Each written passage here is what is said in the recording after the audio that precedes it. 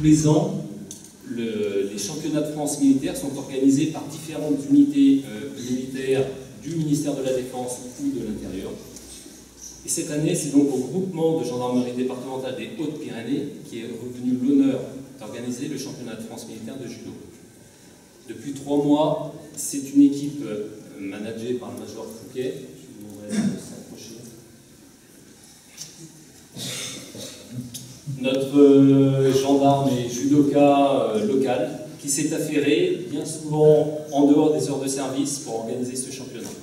Et malgré les diverses contraintes de service, malgré le contexte sécuritaire renforcé, malgré la nécessité de sécuriser l'affluence touristique que l'on constate actuellement dans les stations de sport d'hiver des Hautes-Pyrénées, nous avons essayé d'offrir aux compétiteurs les meilleures conditions pour que ce championnat soit digne des athlètes qu'ils sont.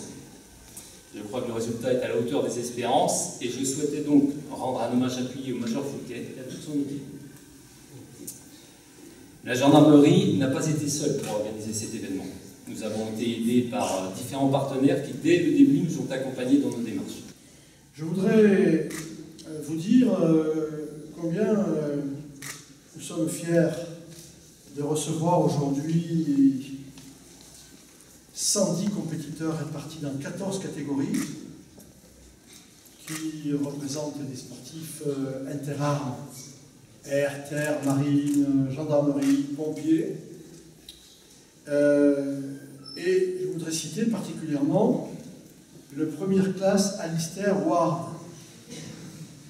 Il est où? Bien. Le réserviste Ludovic Cavalera. Il se cache. Et le lieutenant Luc Fougeras, qui sont tous les 3 vice-champions du monde militaire par équipe au championnat du monde militaire de Zurich, championnat qui s'est déroulé en décembre dernier. Je voudrais également saluer la gendarme Sylvia Place. Elle est où? Elle n'est pas là? Ah, au fond, ouais. Les champions, elle se cache au fond. La gendarme Mélanie Lemay. La gendarme adjoint volontaire Gérard. Un joli nom, je trouve. Elle n'est pas là? Ah, elle se cache aussi. Et le sergent-chef Morgane Loézic.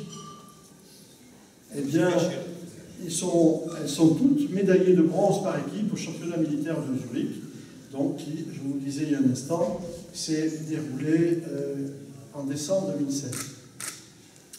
La ville de Tarbes est honorée d'avoir été choisie à plus d'un titre. D'abord parce que bon, la ville de Tarbes est notre département, parce qu'il y a ici, dans ce département, une tradition sportive. Autre élément, autre critère du choix, c'est la tradition militaire de notre ville. Nous avons la chance, l'honneur, la fierté d'avoir 2 régiments. Le premier régiment parachutiste, le premier HP, et le 35e RAP. Les artilleurs, régiment d'artilleurs parachutistes. Et le premier régiment de hussards parachutistes. Nous sommes fiers des hussards ici. Nous avons d'ailleurs un musée des hussards.